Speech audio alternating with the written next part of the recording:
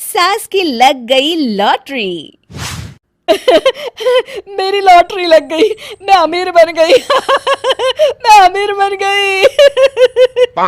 अरे क्या हुआ मंदा, इतना शोर क्यों मचा रही है? अरे इतने सालों के बाद मेरी लॉटरी लगी है। मैं अमीर बन गई।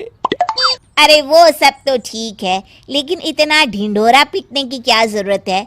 आज के जमाने में तो अपनी रोटी भी छुपा के खानी चाहिए। हाँ तू सही कहती है, लेकिन मैं क्या करूं?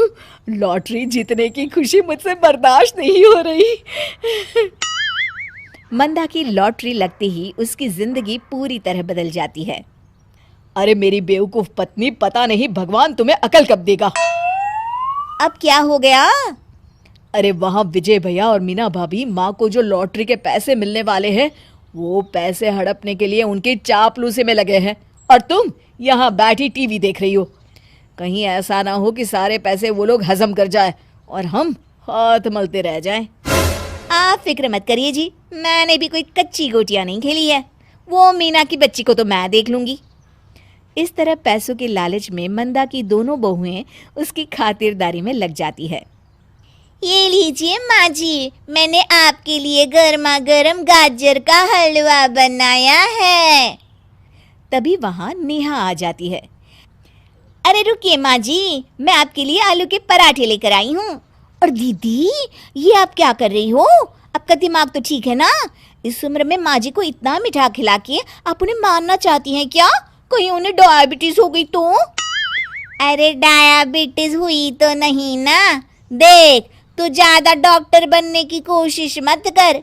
चलिए माँ जी, आप ना ये गाजर का हलवा आराम से खाइए। नहीं माँ जी, आप ना आलू के पराठे खाइए। अरे हटा तेरे ये आलू के पराठे।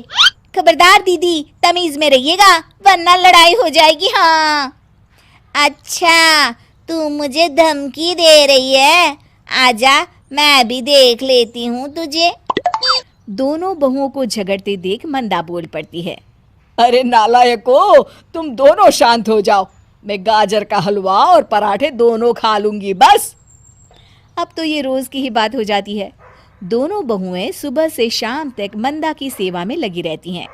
दूसरी तरफ अजय और विजय भी अपनी माँ की खातिरदारी में कोई कमी नहीं छोड़ते। कभी जो बहू बेटे मंदा से सीधे मुंह बात नहीं करते थे, आज उसे पलकों पर बिठा कर रखने लगे थे। माँ देखो, मैं तुम्हारे लिए नया बेड लेकर आया हूँ, और ये मुलायम बिस्तर भी। आज से तुम्हें जमीन पर सोने की कोई जरूरत नहीं है। हाँ। तभी विजय हाथ में बड़ा सा टीवी लिए कमरे में दाखिल होता है। देखो माँ, मैं तुम्हारे लिए नया टीवी लेकर आया हूँ। अब तुम ना आराम से अपने कमरे में बैठकर टीवी देखना।